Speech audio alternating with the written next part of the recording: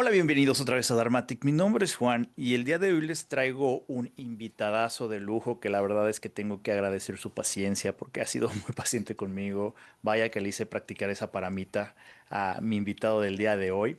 Y estoy hablando de Miguel Vargas Welch, que justamente es un escritor que tengo que agradecerle, que me hizo llegar primero El espejo de Indra, los tres volúmenes, así que muchas gracias Miguel con todo y su dedicatoria, pero el día de hoy venimos a hablar de un tema, de una de sus últimas publicaciones, que justamente es lo que nos hace venir a hablar, que es la Divina Comedia Budista. Claro que ya hay una portada nueva, ahorita Miguel nos explicará, pero antes que esto, bienvenido Miguel a Dharmatic. Muchas gracias, Juan. Y saludos a todos. Saludos a la Gracias, Miguel. sanga. Cuéntanos, Miguel. La Divina Comedia, primero, hay nueva portada, ¿verdad? Esto ya no es la nueva, ya tiene una nueva portada, ¿verdad? Justo, justo, se los voy a poner por ahí en Dharmatic. Exacto. Es una nueva portada. Yo tuve la primicia, digamos, lo de la primera edición. Pero justamente, bueno, vamos a hablar de este texto. Platícame, Miguel, ¿cómo es que te llevó a tomar una obra clásica de la literatura y, digámoslo, llanamente, convertirla en su versión budista, ¿no? Platícame, ¿cómo fue que llegó esa idea? Bueno, eh, este es mi cuarta obra, mi cuarto libro. Eh, no es una continuación de la trilogía que te he hecho llegar, pero sí tiene algunos vínculos, algunas relaciones. De hecho, a medida que lo leas, te vas a familiarizar con algunos personajes en comunes. Lo que pretendo con el espejo de Indra es un poco traer de una manera didáctica conocimiento o dar a conocer el budismo a los lectores. Eh, Sobre todo en conceptos complejos de digerir como es la interdependencia, eh, la impermanencia. Eh, esos, eh, Eso lo explico, bueno, dentro de la historia, que son novelas de ciencia ficción, de una manera como más didáctica para el lector final. Y fíjate que he tenido buena recepción. Ha gustado bastante, por lo menos los dos primeros libros. El tercero ya viene en camino, o sea, para ser publicado oficialmente por medio de una editorial. Eh, y este cuarto libro, que es la Divina Comedia Budista, sería quizás mi trabajo más importante, porque en sí trata sobre algo que en sí es algo que es muy importante para cualquier persona común, que es qué es lo que hay más allá de la vida y cómo uno puede enfrentar la muerte. Diversas culturas lo manejan y lo abordan de una manera distinta. Bueno, por eso mismo existen las religiones como una forma de cómo abordar el tema de la vida y la muerte y de una manera más espiritual o de conciencia, eh, plasmarlo a la gente, a la persona, al ser humano. Y en la historia se ha hecho mucho, se han escrito muchas literaturas al respecto, pero hay una que ha impactado bastante y sobre todo se ha escrito mucho dentro de literatura cristiana, diversos libros, podemos contar con, eh, eh, bueno, aparte de la Divina Comedia, un montón de textos que hablan sobre lo que hay más allá o, eh, o aquel mundo que es paralelo al humano. Y en lo que concierne a la Divina Comedia, lo que pretendo hacer es una analogía de lo que se conoce como Divina Comedia, pero bajo una perspectiva budista. En este caso, lo que pretendo es hacer como un paralelo, una analogía de cómo en este caso Dante y su acompañante Virgilio, que se pasean por los distintos infiernos del Hades, del Averno. En este caso, en la mente, el ser humano cuando abandona su cuerpo va a pasar por un bardo, por una dimensión que es entre la muerte y una nueva existencia. Y es en esta dimensión en la que la mente, la conciencia, empieza a explorar primero, bueno, una vez ya se disolvió la mente y el cuerpo para quedar solamente su permanencia en la vacuidad, empieza a experimentar lo que es lo propio de las tendencias del karma. Y la premisa de esta historia, de esta novela, es subdividirla en 6 historias distintas, que son cada uno de los 6 reinos del samsara. Que tenemos el reino animal, el reino de espíritus ávidos, eh, el reino de los semidioses, el reino humano. Como verán, en cada historia, eh, no es que describa el mundo alegórico de cada cielo e infierno budista, sino más bien un paralelo o como una analogía de lo que ocurre en la mente cuando se experimenta un infierno o un cielo aquí en la tierra en vida. Porque más que más, es la mente que lo experimenta y cómo lo percibe. Y la mente como tal, sea en una existencia tangencial o no, va a experimentar ese reino, sea un infierno, sea un reino humano, sea eh, un cielo o un infierno como comúnmente se conoce. Eso es una creación, una ilusión dentro de la misma mente. Entonces, la premisa de este libro es en sí cómo la mente empieza a transitar por distintos reinos que son una existencia por separado, que representa netamente cada reino, cada infierno.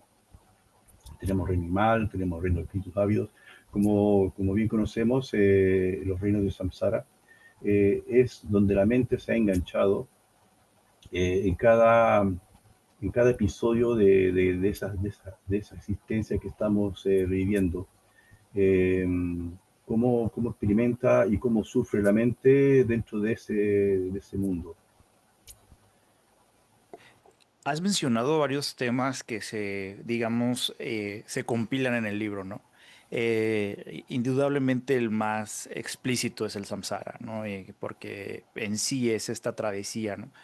Eh, y mencionas de cierta manera como esta intención que tú tienes como a través de un texto que no es meramente académico, digamos, formalmente del Dharma, tratas de empujar y de explicar de cierta manera todos estos principios y doctrinas budistas. Desde tu punto de vista, ¿qué tanto vínculo tiene la literatura, por ejemplo, con la propia práctica del Dharma?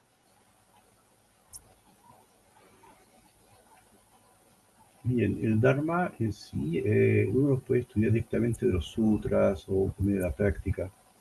Eh, y bueno, eso está accesible a todo quien se acerca al Dharma, al Bodhidharma como tal. Eh, y lo que igual pretendo como ideal es que si esta literatura, en la cual te da a conocer el budismo, el Dharma, pueda tener una llegada a la gente, en el lector. No necesariamente oriental, sino a medida que llegue a Latinoamérica u otros países, incluso si se llega a traducir, podrá difundirse de una manera más lúdica o- o de una manera más transversal del que son las enseñanzas propias del Buda Dharma. Perfecto. Y, por ejemplo, todos los autores de alguna obra se dicen que dejan algo de ellos en esa obra, ¿no? Que hay un reflejo de ellos en sus obras, ¿no? Tú, desde tu punto de vista, esta obra, ¿crees que tenga como algún aspecto incluso autobiográfico o hay algún reflejo de tu persona directamente en la Divina Comedia budista? ¿Qué nos puedes hablar de esto? Sí, sí, en cierta forma, cada libro hay algo hay algo del autor. En cada personaje, en cada historia, sí hay una proyección de la experiencia del autor, como también cómo se refleja el autor en sus personajes. Uno cuando escribe a veces se convierte como en el actor, siendo el escritor el guionista, se convierte en actor a medida que va escribiendo, cuando personifica sus propios personajes. Eh, y bueno, es una experiencia muy interesante porque cuando uno tiene que asumir varias personalidades o varios personajes, tiene que poner en el rol de cada uno.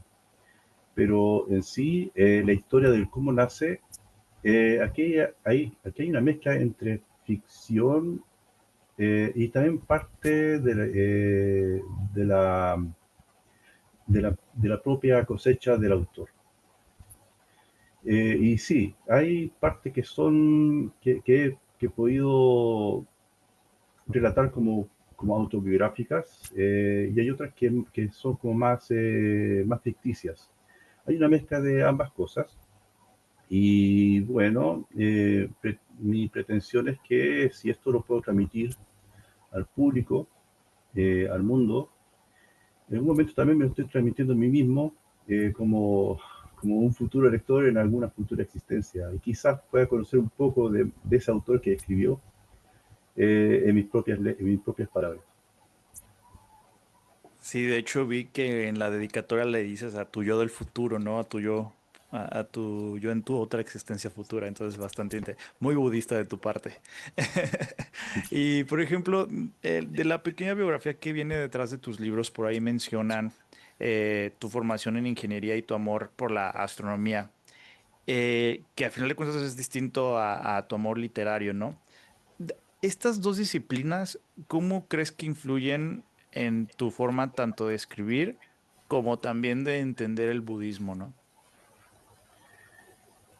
Sí, mira, aquí es una pregunta muy interesante en el sentido de que, claro, yo tengo una formación científica desde la ingeniería y también me he interesado mucho por la ciencia y la astronomía.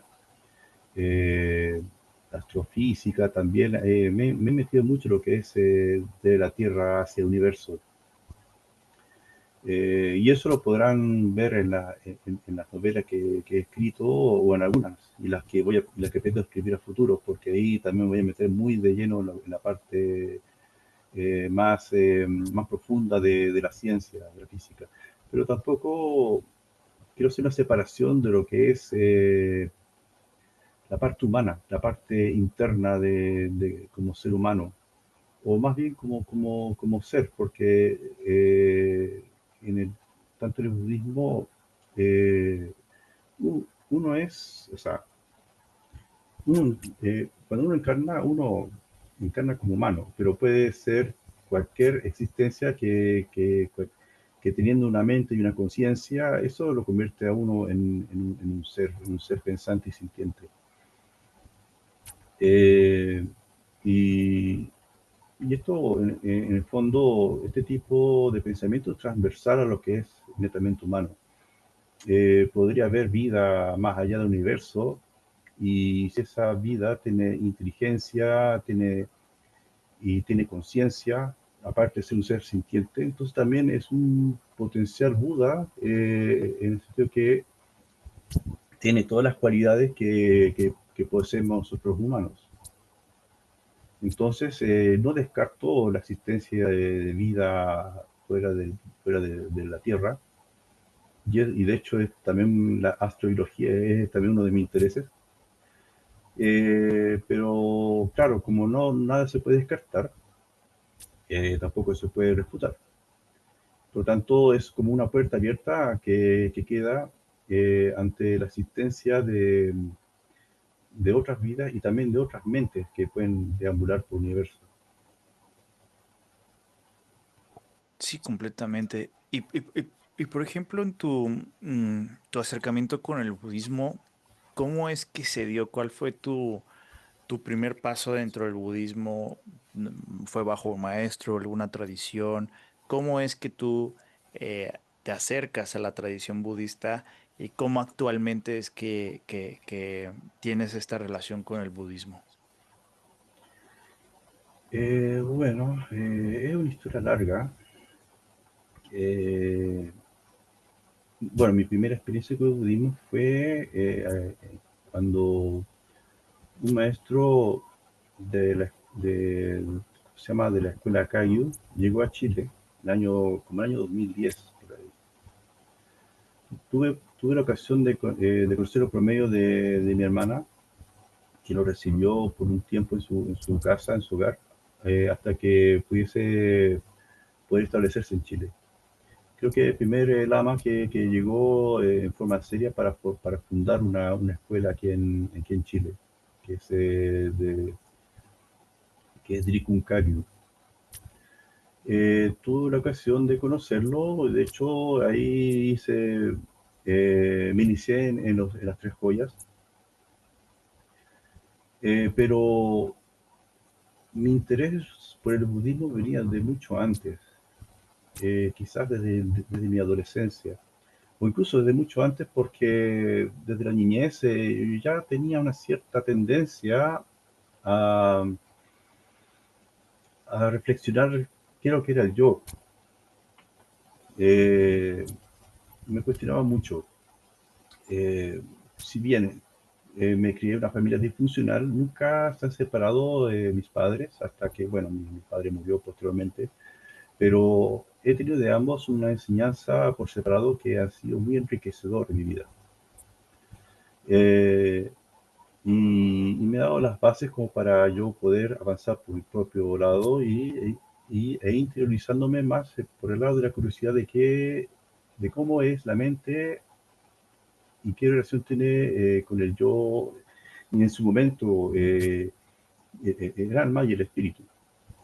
Posteriormente fui aprendiendo y distintas doctrinas o distintas filosofías como la filosofía taoísta que, que en sí me dio, o sea, fue para mí muy sorpresivo la forma como explicaba el universo y la naturaleza como tal en su conexión y su fusión con el ser humano. El concepto del todo y la nada, que en sí fundó las bases como para después dar un salto hacia el Zen, hacia el budismo Zen, que como bien sabremos, cuando llegó el budismo a China se fusionó con el taoísmo, de ahí nació el budismo Zen. El Zen es como una rama que se propagó por Indochina y hasta Corea y Japón también. Pero claro, ya siendo adolescente me empecé a cuestionar y empecé a profundizar esos temas. Ya de juventud leía libros sobre el Zen, sobre el taoísmo, hasta que, bueno, cuando llegado al año 2010 conocí a este maestro, lama, un Rinpoche que llegó a Chile. Eh, Tuve como esa, ¿cómo se llama? Iniciación, por decirlo así, un poco más formal dentro de lo que es el budismo. Eh, claro, fue ahí recibí como mi iniciación dentro de las tres joyas, me tomé refugio y posteriormente, bueno, después este maestro se fundó una escuela más pues, con el tiempo. Yo me deslegué un poco, pero seguí practicando el Zen con su técnica de meditación, el Zazen. Eh, y así, en el transcurso de los años, no ocurrió hasta que tuve un accidente y en la cual, bueno, quedé un tiempo en casa con licencia médica y me dio tiempo como para tomar más en serio lo que es la vida. Y leí un libro que es muy interesante, el libro tibetano de la vida y de la muerte, de Sogyal Rinpoche, creo que así se llama. Y, y realmente me fascinó, me abrió, me provocó una apertura, una, una, una perspectiva distinta, una apertura de visión. Eh, y fue tan interesante que, claro, me hubiese gustado poder también transmitir todo eso que aprendí, todo eso que leí de este libro, pero no había forma de cómo hacerlo. Entonces, con el tiempo, descubrí que una forma, una vía de hacerlo, de poder transmitir y de poderlo difundir, es por medio de la literatura. Una forma de cómo acercar este conocimiento a la gente común, a la gente de calle, a la gente adolescente o que está en sus casas que rara vez va a una iglesia o rara vez dedica el tiempo a algo espiritual. Entonces, si la vida humana es preciosa, en el sentido de que eh, quizás hemos gastado eones de tiempo para poder renacer como un ser humano, no podemos desperdiciar esta oportunidad de tener una vida humana en un mundo que no existe conflicto, eh, que podemos estar en el seno de una familia estable y acceso a información, y tener cultura y no ser alfabeto. Eh, o sea, tenemos todas las condiciones como para poder aprovechar todo este mérito que hemos ganado para llegar a este punto del presente y no estamos aprovechando. Nos rendimos ante las redes sociales o la banalidad de la vida como tal. Entonces, una forma de poder expresar todo esto en tan breve tiempo, todo lo que he podido comprender o entender del budismo, lo he deseado transmitir, quizás no a mi familia, pero sí a la familia que quizás nunca llegue a conocer, nunca llegue a tener, que es el público, el lector final, por medio de literatura, de una manera bien lúdica, bien entretenida, que es la literatura como ciencia ficción o fantasía, como en este caso lo es la Divina Comedia Budista. Y este punto último que dices es bastante interesante porque de hecho Dharmatic es un canal creado justamente para estas nuevas generaciones, ¿no? Y marcar la posibilidad de tener esta herramienta como un vínculo del Dharma hacia ellos, creo que es bastante importante y me alegro que puedan existir estas expresiones, ¿no? Digo, creo que un síntoma de que el Dharma está echando raíz en nuestro continente y en nuestro idioma es que existen justamente estos proyectos, ¿no? Entonces, así en que gracias Miguel por aportar en esta labor. Y tengo una pregunta, un bonus track de pregunta, digámoslo así. Este, ¿Y cómo diste con Dharmatic? Eso ya me da como tentación preguntarte, ¿cuál fue el punto en donde diste conmigo y nos trae aquí estar sentados el día de hoy hablando de tu libro? Bueno, a propósito de la Divina Comedia, justo descubrí, bueno, me acordé de un episodio de un anime que conocemos muy bien tuyo, que es Los Caballeros Zodíacos, en la cual tú hiciste un video sobre la enseñanza de Shaka de Virgo a uno de sus contrincantes, que era cómo era el ciclo de samsara. Entonces, yo estaba buscando, bueno, aparte de buscar ideas, también buscaba imágenes que me pueden servir como inspiración. Y di con tu video y empecé a estudiarlo y eso como que fue reforzando también un poco más mi narrativa. Entonces, claro, ahí, y eso bueno, debería haber sido hace como un par de años atrás, por lo menos. Y de ahí te empecé a seguir y interesar un poco cómo es tu trabajo aquí en las redes. Pues fíjense, yo no sabía eso. Esta es primicia de Miguel para mí. Así que sí, sí, efectivamente, ese video, de hecho, creo que es el más visto en Dharmatic. De hecho, es como el que tiene más views. Así que, y bueno, para ir pues ya concluyendo nuestra conversación, Miguel, me gustaría que nos platicaras un poco de tus próximos proyectos. ¿Vas a seguir en esta línea tratando de acercar el Dharma a través de literatura? ¿O qué es lo que estás tratando de explorar? Si a lo mejor otro tipo de ejecuciones literarias, o qué es lo que traes en tus planes. Bueno, este es como mi cuarto libro. No sé si se llega a ver bien. Bueno, a Si no ver, me pasas la imagen y lo puedo poner. Ujú. sí, bueno. Eh, este es mi cuarto libro, La Divina Comedia Budista, pero antes ya había publicado otros dos, que sean estos, El espejo de Indra y Bajo un cielo de auroras.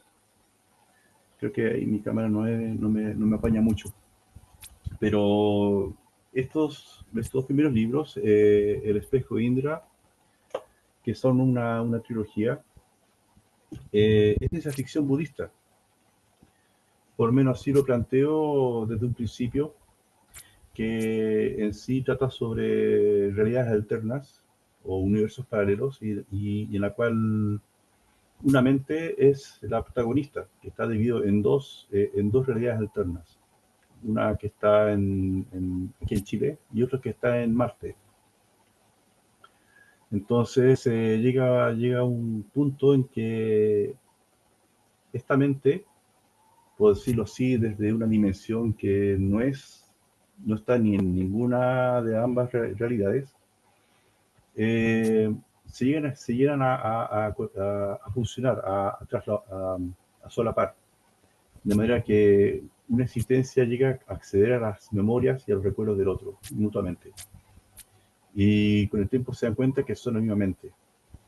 Pero el argumento como tal reside en que la mente raíz, porque si bien eh, bajo la primicia de que si una mente o una persona, por ejemplo, si una persona está en una disyuntiva y tiene que tomar una decisión por un camino A o como un camino B, en sí, al igual como ocurre en la mecánica cuántica, se pueden abrir como dos caminos alternativos, como el gato de Schrödinger, que puede estar vivo o muerto. En este caso, una mente cuando toma una decisión, toma un camino A y a la vez también un camino B, y se abren como dos futuros alternos, en la cual cada futuro sigue su propia línea de tiempo individual e independiente. Y este es el caso de estas dos personas, de estas dos mentes, que en el fondo tienen una mente raíz en común, se lleguen a solapar en un futuro, quizás en alguna existencia posterior, en la cual tienen que corregir un incidente que es potencialmente grave. Que una de las dos existencias, una de las dos mentes, está por cometer algo que es muy grave y eh, el, ¿cómo se llama? El argumento es que se tiene que realizar esa corrección en vida para evitar que estas acciones puedan generar un karma negativo y hacer retroceder todo un avance alcanzado. Ese es el argumento del espejo de Indra. que más es una historia de realidades alternas. Eh, y bueno, es muy entretenido, muy interesante y bueno, lo que pretendo con la Divina Comedia Budista es como un spin-off. Es algo que en sí es eh, como una historia anexa que tiene una relación con este universo de Indra, pero sí es como una novela independiente. Mis futuros trabajos, sí, pueden ir bajo la misma línea, como también pueden estar dentro del mismo universo de Indra. Igual hay muchos personajes a los que puedo explotar también, pero también tengo muchas otras ideas que tengo en mente como para escribir una universidad de novelas y experimentar. Perfecto, Miguel. Pues entonces estaremos también al pendiente ahí de esta. Yo digo que acabas de crear un nuevo género en español, esta ciencia ficción budista. Imagínate que luego haya nuevos expositores, ¿no? De este género. Estaría bastante interesante. Y pues agradecerte, a final de cuentas, primero los obsequios que me has dado de tus libros, la verdad. Y ahí tengo pendientes porque justamente Miguel me decía, ¿ya los leíste? Y yo no, todavía no. Justamente con tanto pendiente, pero sí los tengo ahí pendientes porque justamente como bien lo mencionó Miguel, son herramientas para secar el Dharma, ¿no? Diríamos en términos budistas, medios hábiles, ¿no? Eh, que tiene el budismo para acercarse y pues agradecerte tu tiempo y no sé si quieras cerrar con algún mensaje para todos aquellos dharmáticos que nos ven. Sí, sí. Es que, bueno, uno como budista en sí hace como una serie de votos, entre las cuales está, bueno, primero eh, cesar el sufrimiento de los demás seres, cesar la ignorancia de todos los seres, eh, poder entrar en todas las puertas del Dharma y sobre todo también uno de los votos es expresar el Dharma en todas sus formas. Y quizás esta es una forma que pretendo expresar de una manera atractiva para un lector común, de cómo, o sea, mostrar el Dharma primero y sembrar una semilla de la curiosidad. Y lo otro con lo que también quisiera cerrar es que respondiendo a un set de preguntas que me has hecho, hay una que considero muy importante eh, y, y esto es lo de valorar el tiempo que por medio de todo el karma te otorga en vida. No necesariamente para aprender el Dharma, sino para corregir las tendencias que dañan la mente en la propia vida. Pues es una tarea para hacer en el presente y no patearla para la próxima asistencia. Y eso en sí eh, nos recuerda que nuestra vida humana es muy valiosa y no es algo que se pueda desperdiciar. Perfecto, Miguel. Con eso cerramos nuestra conversación del día de hoy. Creo que cerramos con un broche de oro. Así que aprovechemos esta vida humana, este renacimiento humano que, como bien lo dice Miguel, es muy difícil de obtener. Y pues agradecerte, Miguel, este tiempo y este esfuerzo a todos los dramáticos que están interesados en tus libros. Aquí abajo en el primer post voy a dejar los links directamente para que los puedan conseguir. Y pues muchísimas gracias, Miguel, y gracias a todos aquellos que nos están escuchando y viendo. Nosotros nos vamos, pero nos vamos y decirles antes que Buddha bless you. Nos vemos a la próxima. Bye. Muchas gracias. Nos vemos.